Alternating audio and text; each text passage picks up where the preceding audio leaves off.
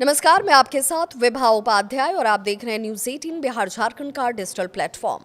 Greenland यानी बर्फ, सन्नाटा और ठंड का देश, जहां दिन का तापमान 1 से 2 डिग्री और रात में -4 डिग्री तक चला जाता है। लेकिन इन बर्फीले देश में आज आग सुलग रही है। अब इस आग की वजह क्या है? अमेरिका के राष्ट्रपति डोनाल्ड ट्रंप को लेकर सवाल उठ रहे हैं। आमतौर पर शांत रहने वाला ग्रीनलैंड इन दिनों उबाल पर है। यहाँ लोग सर्दी से बचने के लिए घरों में रहते हैं, लेकिन इस बार हालात बिल्कुल अलग हैं। शनिवार को हजारों लोग बर्फ से ढकी सड़कों पर उतर आए। इसे ग्रीनलैंड का अब तक का सबसे बड़ा और सबसे संगठित जन आंदोलन बताया गया।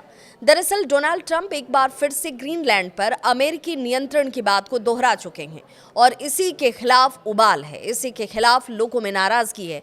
ग्रीनलैंड के लोग खुलकर सड़कों पर उतर आए हैं।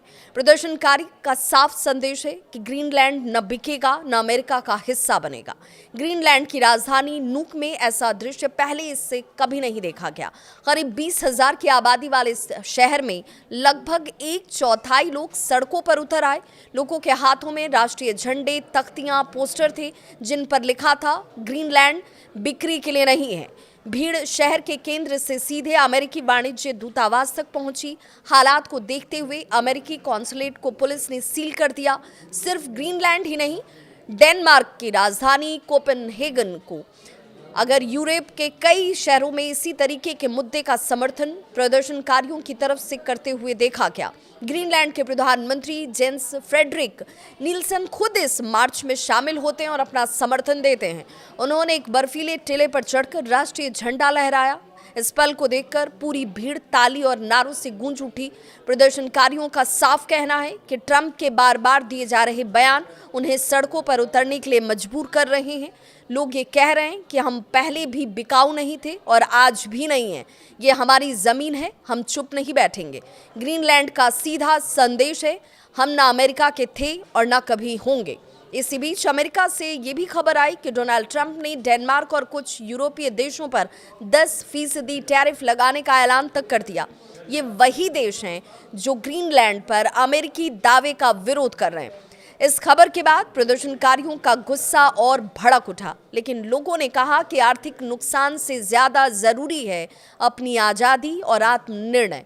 ग्रीनलैंड को लेकर तनाव अब वैश्विक स्तर पर पहुंच चुका है।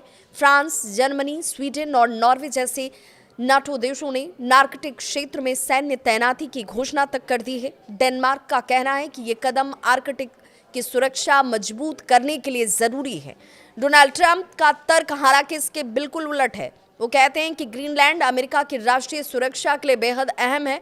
उनका ये भी कहना है कि अगर अमेरिका ने ग्रीनलैंड पर नियंत्रण नहीं किया तो चीन या रूस यहाँ पर अपना प्रभाव बढ़ा सकते हैं। हालांकि रूस ने इस दावे का मजाक भी उड़ाया और व्हाइट हाउस साफ कर चुका है ट्रंप पीछे हटने वाले नहीं हैं। ट्रंप ने जून तक का वक्त देते हुए ये भी कह दिया कि अगर कोई देश इस मुद्दे पर अमेरिका के साथ नहीं आता है तो इस पर 25% तक का टैरिफ और बढ़ाया जाएगा। एक तरफ बर्फ से ढका ग्रीनलैंड, दूसरी तरफ अमेरिका की महाशक्ति वाली नीति। अब सवाल ये उठता है कि क्या ग्रीनलैंड अपने दबाव में आएगा या दुनिया एक नए भू राजनीतिक टकराव की ओर बढ़ती हुई नजर आएगी?